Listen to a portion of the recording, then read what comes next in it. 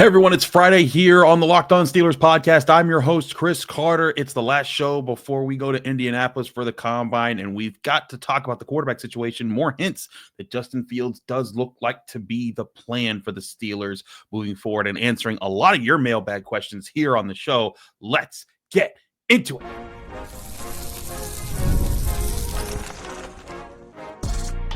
You are Locked On Steelers, your daily Pittsburgh Steelers podcast, part of the Locked On Podcast Network, your team every day. Hello, welcome to the Locked On Steelers podcast. I'm your host, Chris Carter, bringing you your daily dose of all things in the Pittsburgh Steelers. As always, you can find the show in your favorite podcasting apps and on YouTube. Like this video if you enjoy it. Subscribe to this YouTube channel to get all of your daily Monday through Friday episodes, as well as our bonus content. We thank you for making us your first listen every day, because we're your team every day. And today's episode is brought to you by FanDuel. Right now, new FanDuel customers can get $150 in bonus bets if you hit on your first bet of $5 or more. Go to FanDuel.com to get started. All right, Steelers fans, let's get into it now. We are still waiting to hear what's going to happen with the Steelers quarterback situation. And that is the biggest first step that the Steelers have to cross off this year. Before they get into all the other things and that we've been talking about, they got to figure out what do they want to do at quarterback. And it's probably going to involve one of the guys that were on their roster last year, of course, Justin Fields or Russell Wilson. But as I've been saying for about a month now, I think that guy is probably going to end up being Justin Fields. At least I think that's what the Steelers want it to be and what they're working for it to be. But they're also being cautious,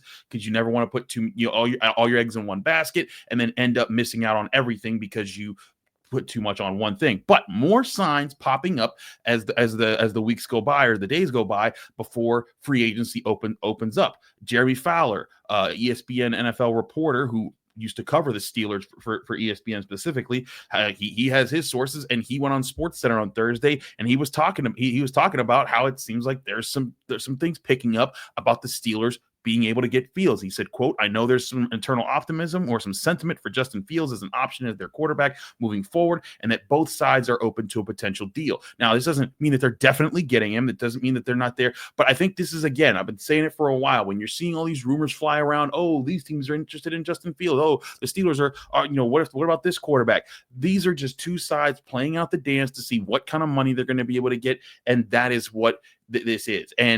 But I feel Steelers fans' frustration, who are just like, just get it over with. I'm tired of hearing it. And in fact, I want to play y'all, because my man John from Newark, he's right along that line. He called, and his question was short, sweet, and to the point. He's like, what's going on here? Listen to John, because I think there's a lot of Steelers fans out there that feel just like him about how this quarterback situation is playing out.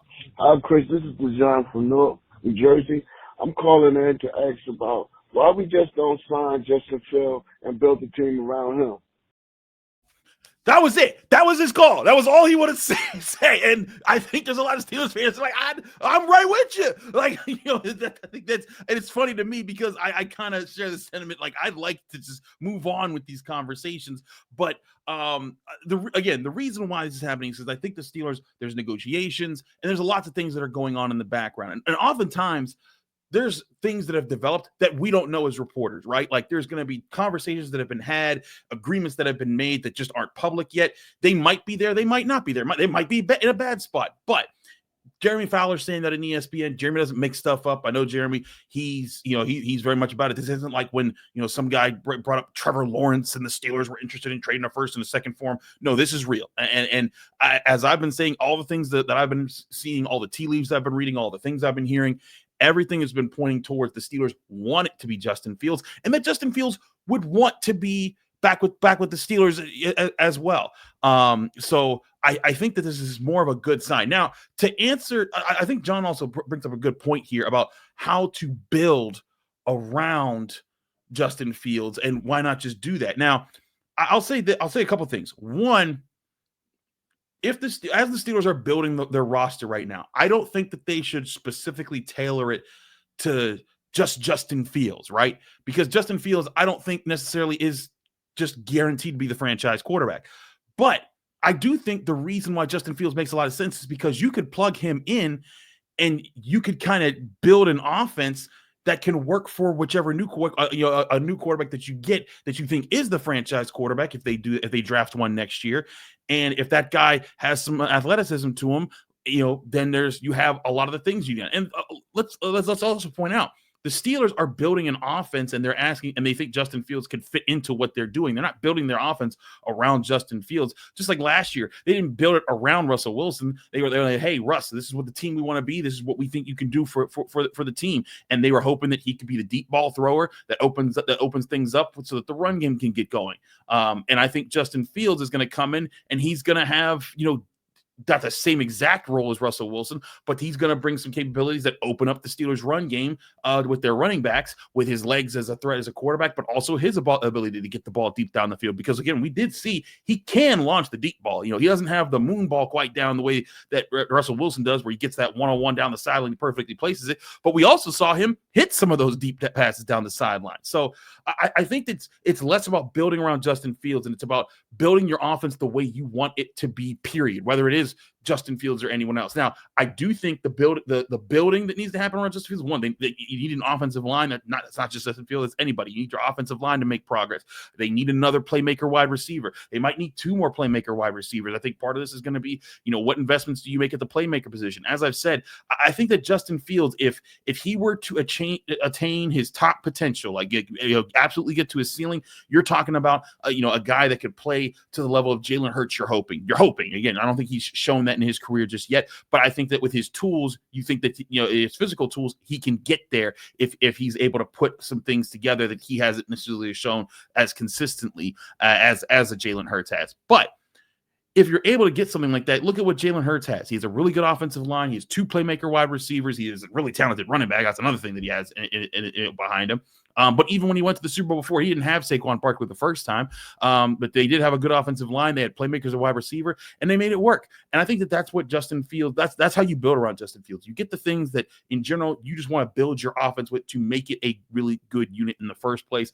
Justin Fields, again, the Steelers aren't, when they went and got him and Russell Wilson last year, the goal was never for either of them to be the best players on the team. It'd be nice if they were, but the bottom line is these guys were supposed to level out the quarterback position, which they really did for most of the season. The last 5 games wasn't so great, but for most of the season, the Steelers got much better quarterback play. I mean, putting up 44 points on the road and being able to have multiple 30-point games. They finished 16th. They finished in the middle of the NFL in scoring for the first time since in 2020. So that's what I'm looking at here, is that they did raise that bar, and Justin Fields was part of that. Even when he was in there, the Steelers offense was better than it was before, and that's where the Steelers are. But I also think it's time there's also times where you got to say, whoa, let's not get ahead of ourselves here and think that everything's just peachy and everything's going to be fine. The Steelers have still have a lot of growing to do, as Justin Fields does, and I think that's why there's this dance going on right now by both sides. Like, the Steelers are like, hey, we want you here, but we need to invest in other things. We don't want to have to pay you, we don't want to overpay you and then miss out the opportunity to get you, maybe that extra lineman, maybe that number 2 wide receiver, or a really good number 3 wide receiver, or get this corner that's going to make our defense that much better. But at the same time, Justin Fields is like, yeah, but pay me. I deserve this.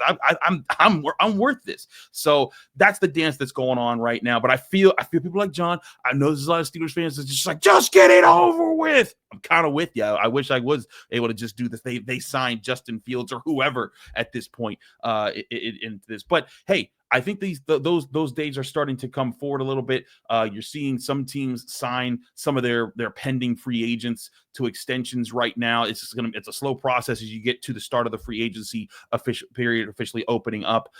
So we'll see when what the Steelers do in that department. But again, more signs pointing to Justin Fields being the guy, and I think that's a good thing because I think he showed positive traits. And if they can build an offense, I think that the one thing that you could say, if they want to tailor something specifically to Justin Fields, it's getting more of the offense to do things that he's good at. And I think that it's going to involve finding more ways to work the QB option and finding more ways to scare people with his legs in ways that open up easier one-on-one reads for Justin Fields to get to the Steelers playmaker wide receivers. Those are things that's going to be up on Mike Tomlin and Arthur Smith and Tom Arth and the whole offensive staff to figure out. But that's a story for another day. I want to get to a lot of questions because we got a lot of questions in the mailbag. And just, before we get into them, I want to point out, thank you. You guys call that call-in line all the time. If you want to get your calls on the show, it's 412-223-6644. Leave your name, where you're from, and keep your question under a minute. Also, please pay attention to that last part, to keep your question under a minute. If your question is like 2 minutes long, I can't put it on. It's just too much airtime being taken up by the question. So if I'm not getting to your question, you might have been because it was a little longer. That's not everybody, but there's just a few people. But I do appreciate the passion, because that's what this is about. You're passionate about it. You want to talk about it. I want to talk about it. But we just need to keep some of them questions shorter. But we'll get to some of those questions. We got a lot of questions to get through to today, as far as Steelers updates here, and people having big questions here. We'll get to that next here on the Locked On Steelers podcast. Stick with us. We'll be right back. But first, I want to remind you, this show is brought to you by FanDuel Sportsbook, the number one sportsbook in America. When the game tips off, the NBA action is beginning on FanDuel, America's number one sportsbook, because FanDuel is your home for NBA live betting. So even if you missed the first few minutes of the game or want to bet on a fourth quarter comeback, you can make your picks from the first whistle until the final buzzer. Plus, you can even combine your live bets into a same-game parlay for a shot at a bigger payout. However you want to play, now is the perfect time to join. New FanDuel customers get started with $150 in bonus bets if you hit on your first bet of $5 or more. Just visit FanDuel.com to join today. That's FanDuel.com to get your shot at $150 in bonus bets by hitting your first bet of $5 or more. Make every moment more with FanDuel, official sportsbook betting partner of the NBA.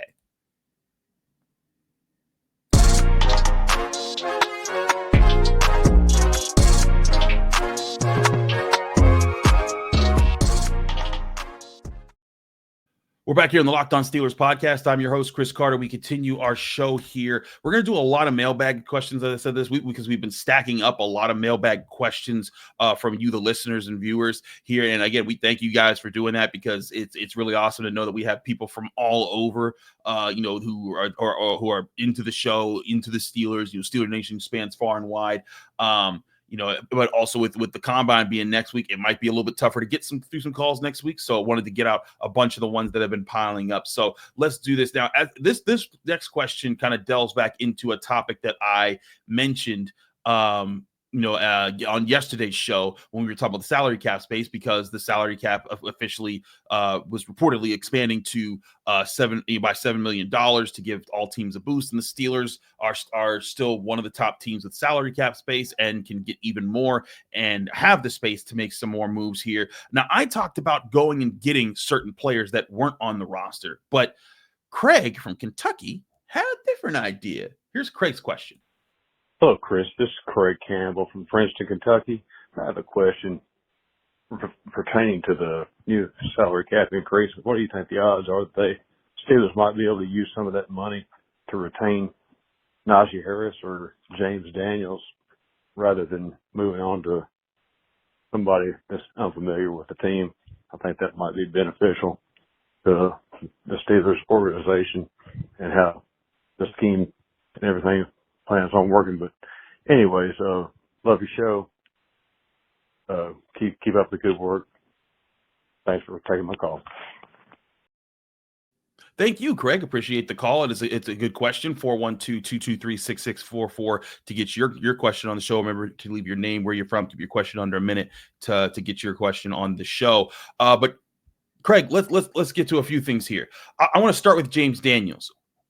We said before the season, I didn't think James Daniels was going to be back this year. Alan Saunders reported it. He's been on the show a lot, but he had a source that told him that basically, like, hey, the Steelers and James Daniels had already basically talked, and the plans were to move on without him this season. And let's face it, the Steelers are investing a lot in their offensive line in the draft. You saw Mason McCormick step up. Zach Frazier's at center. They got 2 tackles that they're looking to start. And James Daniels hadn't been a dominant figure for the Steelers offensive line. But I will say, in those first few games this season, he was pretty good. I'd even say he was the best Steelers offensive lineman early on in the season before he suffered a season-ending injury. And I think that's something that people might be gravitating towards to say that there. But I personally think that they're not going to use the money to bring him back. I think that they have other needs that they feel like they can address. I think that we'll talk about in a second about another part of the offensive line that could get addressed in free agency.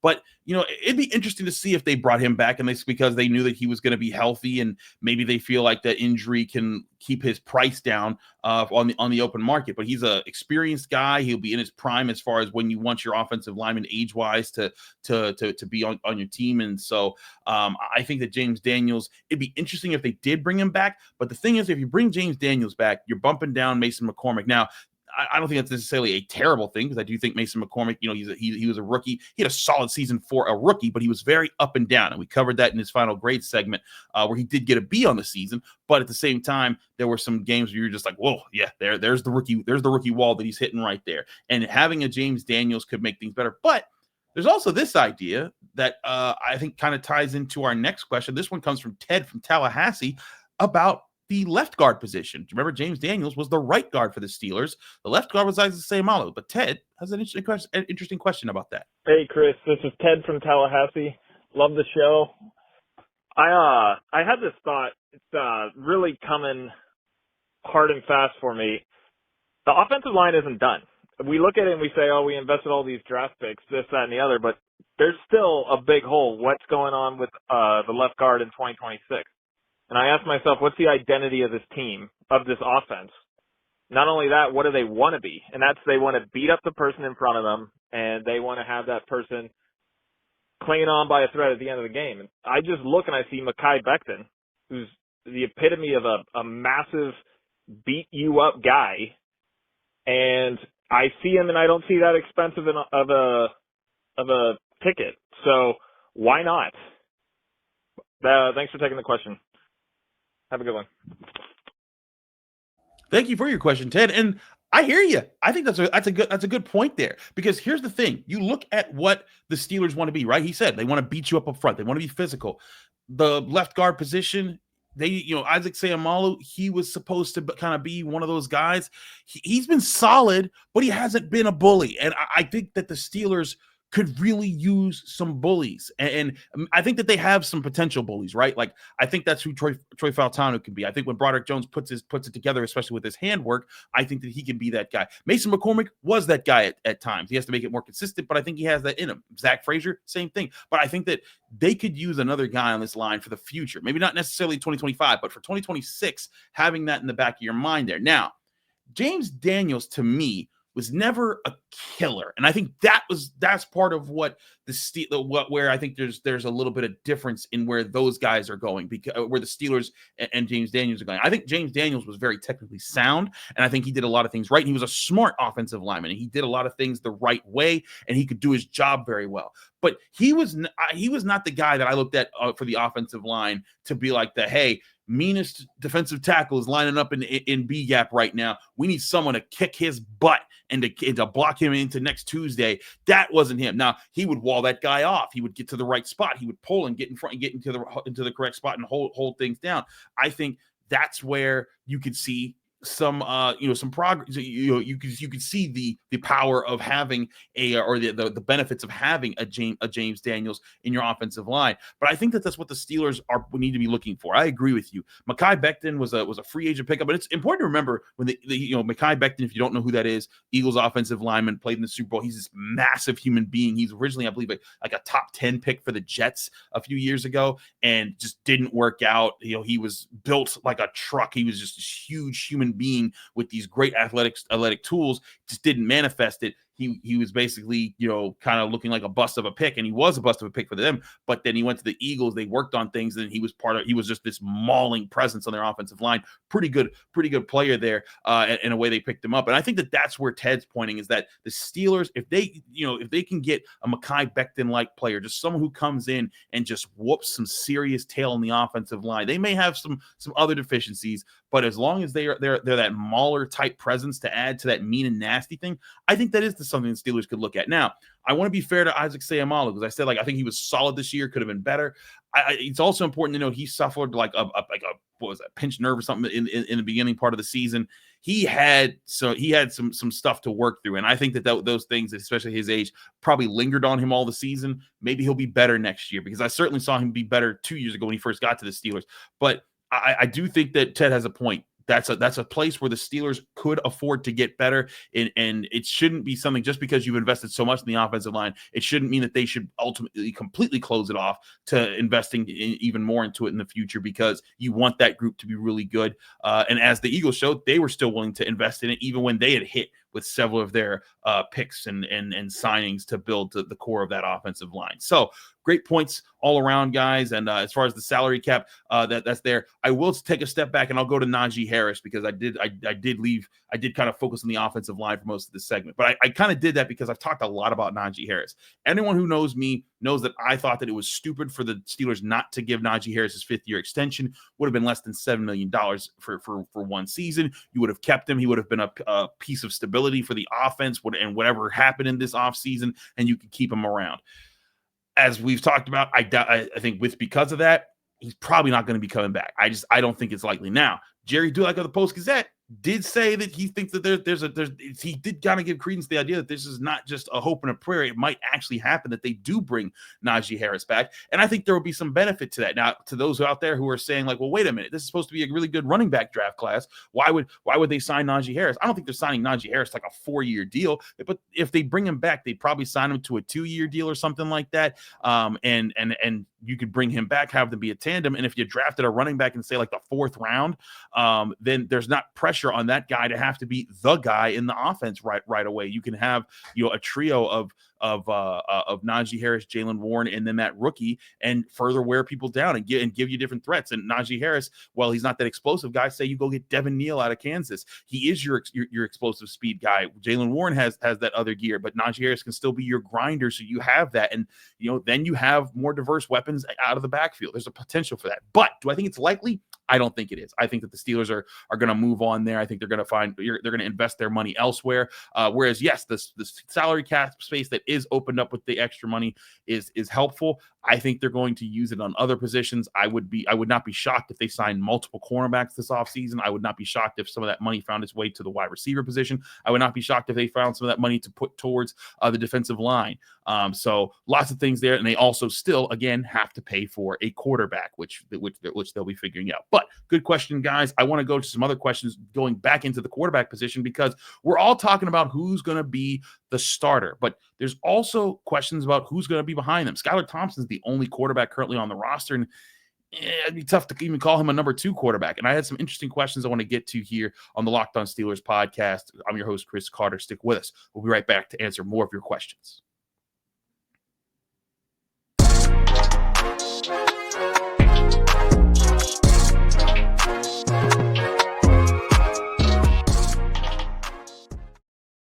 Back here on the Locked On Steelers podcast, I'm your host, Chris Carter. We continue to answer your question on the Locked On Steelers hotline. As always, you can call this show at 412-223-6644. We'll go right to voicemail. Just be sure to leave your name, where you're from, keep your question under a minute. We'll try to get your question on the show. Like we're getting actually 5 questions in on this show. And I want to take a step back here and talk about this quarterback situation because, again, Art Rooney made it very clear. The Steelers aren't keeping Russell Wilson and Justin Fields again. That was a 1-year thing. It worked for when it was, but the Steelers do need to have other options at quarterback. And I'm not sure that Skylar Thompson is necessarily the guy that you want even as your second, maybe even as your 3rd quarterback. I think it would behoove the Steelers to sign a veteran quarterback and draft a rookie quarterback. Not super high, but in the middle rounds. Like if you get Will Howard out of Ohio State, awesome. I think he's one of my favorite middle round guys. A lot of people like Tyler Shuck from Louisville. A lot of people are pointing at Jackson Dart, but I don't think the Steelers should overspend to get those guys. I'm not saying get those guys in the 1st, 2nd, or even 3rd round, but like 4th, 5th round, I think that could be a sweet spot to find a quarterback who's young. You can try to develop. They can kind of either if they turn out to be the guy, great. They turn out to be the guy. But if they turn out to just be Mason Rudolph, that would be awesome too because everyone needs backups. And there were a couple backup ideas thrown in here. I want to throw this one first to Noah coming from Toronto asking this question. This is a name I hadn't even heard of until I started watching the Senior Bowl, but here's Noah. Hey, Chris, it's Noah from Toronto, Ontario, Canada.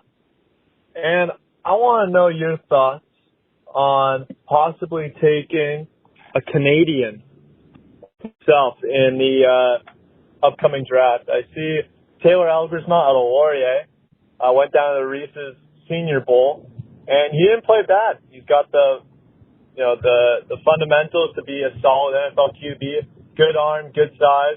I was just wondering if the Steelers have any odds taking him maybe with a late round flyer.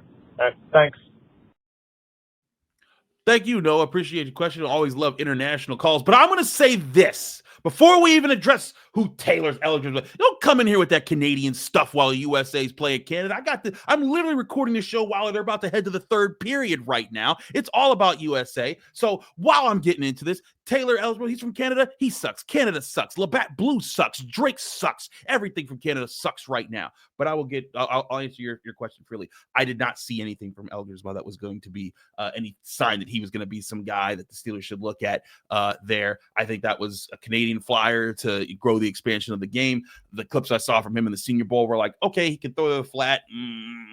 That's about that. But there are plenty of guys like that I think are in this draft class who people can talk about and try to convince you of, oh, they're the guy. And I'm not saying that that's what Noah was trying to do. He was just simply saying like, hey, that's a person that he's aware of, and he's Canadian. He wants to see what his Canadian guys make it. I think that maybe he'll probably be an undrafted free agent, sign somewhere, be in training camp. And if he pulls off with Duck Hodges, for those who don't remember, Duck Hodges that season was my first year doing this podcast with Tony Serino, and Tony was all about it. And I was joking in the beginning of the year. I'm like, Tony, they're going to cut this guy. Tony Serino was saying Duck Hodges is the dude. Ironically, he was making this was like a great running bit, and then it turned out he was the starting quarterback for the team for like 8 weeks. That was just one of the wildest runs. So if Taylor Elgersma is ever the starting quarterback for the Steelers, it's 2019 all over again, and that's going to be a nightmare. I don't think I can go put up with that. So I put that one in there just for funsies because I thought that was funny. But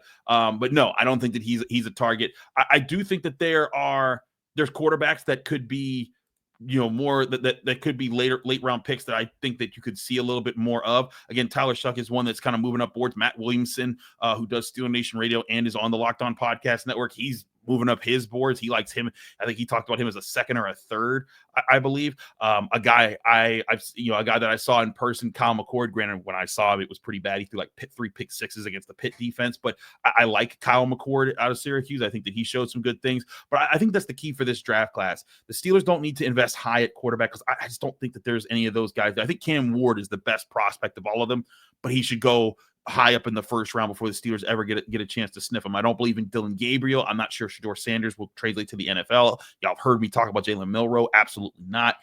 Will Howard is like the first one that I'm like, okay, if you get him or like Jackson Dart in like the 4th round, I think that's the sweet spot to find your rookie quarterback that you bring in. They don't start right away because you're probably keeping Justin Fields or whoever, but they can, and you might even sign a veteran to be ahead of them, but they can be your 3rd quarterback that you sort of develop and you start to work the traits out of. And if things work out and you're like, okay, maybe this young guy could be the future, you need to have one of those guys on your roster. And I do think the Steelers should take a shot at one of those guys in the later rounds of this draft class. But there's still the question as far as who a veteran what kind of veteran could be to be brought in. Now, we talked about Daniel Jones a little bit yesterday on the show because there was a call in there. If Daniel Jones was a starting quarterback for the Steelers, I think that'd be rough. But Daniel Jones is the number 2 quarterback. Would kind of make sense. Now, granted, I don't know how much Daniel Jones as a backup quarterback with his starting experience would go for in the NFL. But there was another caller who had a different idea of bringing someone else back to the Steelers who's been on the roster before. Jay from South Dakota, take it away. Hi, Chris. This is Jay Maynard from South Dakota. I was just thinking about the quarterback situation, and if the Steelers were to go ahead and get Justin Fields wrapped up, wouldn't a good backup quarterback be Joshua Dobbs again? He's proven that he can come in and back up situations and things like that, and he's smart as heck. I think that would be a good person to have maybe for a backup, and I think he's sitting like deep in San Francisco's quarterback room right now. Anyway, I love your show. Listen to it every day. Thanks. Thank you for the question. I personally, I got to cover. I was there when they drafted Josh Dobbs. I thought I loved watching his rides. He seems like just a really good person. And he was very much appreciated and beloved by the Steelers. In his time with them. Just I think that they had to make some other moves at quarterback, and that's just kind of what it was. But I think that Dobbs is an interesting proposition for the Steelers to bring in. He's an experienced NFL quarterback now. When the Steelers were bringing him in for Ben Roethlisberger back in the day, he was just that fifth round rookie out of Tennessee that you were like, oh boy, like okay, just don't do anything crazy. But now he's been in the NFL. He'll be 30 this season, I believe. And in fact, he played games last year. Now, again, he's not going to light it up, but I do think there's an idea here. He still has a little bit of his athleticism to him. You could make him a backup quarterback. Last year for the Niners, he played in 2 games, started in one. In one of those games, he was 29 of 43 for 326 through 2 touchdowns. Did throw 2 interceptions and took 2 sacks, but he also ran for a touchdown in that game. I don't think Josh Dobbs is the all-out answer, but I do think the idea of bringing him back wouldn't be again a crazy thing. But I do think the Steelers should look for a number 2 quarterback who can be athletic enough and heady enough to make the smart plays, a person that's nimble enough to make plays with their feet, but also a veteran enough to know when to not try the crazy things that get you into trouble and create the crazy turnovers. So could Josh Dobbs be that guy? Maybe. I think he could be. Again, he's a good person. I think the Steelers, I don't think they ended on bad terms. I may be mistaken there, but I wouldn't be against an idea like that. But I also think that you could go out in free agency and maybe try to say, okay, well, who are some other guys that you could that you could look at there as far as who they are and what they want. Could you go say like would Trey Lance work that out? Now, Trey Lance, less experienced, 25 years old, a lot of other problems there, but I wouldn't be against Josh Dobbs to answer your question, but I also think that there's plenty of other options out there, and the Steelers should keep an open mind to doing these things. Don't place your eggs all in one basket. We will see if we see any updates heading into Combine week. I doubt it because the full staff is going to be at the Combine, but maybe we get some breadcrumbs. This time last year when Omar Khan spoke at the Combine, he talked about how hey, they're sticking with Kenny Pickett and they believe in him. And then it was like a week later, they signed they signed Russell Wilson, and then Kenny Pickett was gone, and then Justin Fields was traded for, and that became like one of the biggest moments of mayhem I've ever seen in covering a Steelers offseason. So who knows what's going to happen because they don't have anybody signed right now. But to answer your question, Josh Dobbs, wouldn't have a problem with him as being a potential number 2. And again, I think that would be a really good position for drafting a middle round rookie quarterback who you could bring in, let him learn the system. Josh Dobbs can help him be a backup. They can work behind Justin Fields or whoever your starter is. And then if the rookie passes up Josh Dobbs, awesome. Josh has been a career backup. He knows the game. He's not going to take it personal. And, that could be, something to kind of build your quarterback room with. So thank you everyone for calling into the Locked On Steelers podcast because we had so many calls. We addressed 5 questions today. And let me tell you, I got like a lot of questions I still got to get to, but we can't do them all the time. Otherwise we'll be here forever. And we do have more things to talk about next week. I'll be on the road this upcoming weekend. In fact, I got a long trip ahead of me. I got to cover Pitt at Notre Dame before the Combine. I'll be at the Combine in Indianapolis. Then I got to cover Pitt at Louisville, Pitt basketball, of course, in those games. So your boy's going to be on the road. And as I always say when I'm on the road, pardon our dust as we try to bring you the show while we're doing the show elsewhere. But we are going to be doing the show elsewhere. We're going to be at the Combine. We're going to be talking to players. We're going to be getting interviews. We're going to be talking about the things that we're hearing, what we're learning. All those things will be had. So stay tuned for all of that here on the Locked On Steelers podcast. Again, I'm your host, Chris Carter. Follow me on Twitter, Instagram, TikTok, Blue Sky, all of the social media. Same handle everywhere at Carter Critiques. Read my work at the Pittsburgh Post-Gazette, post-gazette.com. Find me here on the Locked On Steelers podcast every day, Monday through Friday, on your favorite podcasting apps and on YouTube. Have a great weekend, y'all. I'll see y'all when I'm in Indy getting ready for the NFL Combine.